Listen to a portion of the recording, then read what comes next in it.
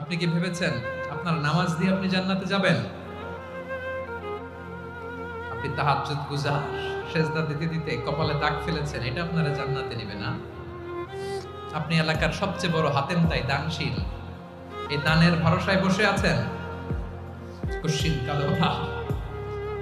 আমাদের নামাজ, আমাদের রোজা, আমাদের ইবাদত এগুলোকে মিজানের পাল্লায় উঠালে কোনো ওজনই হবে না।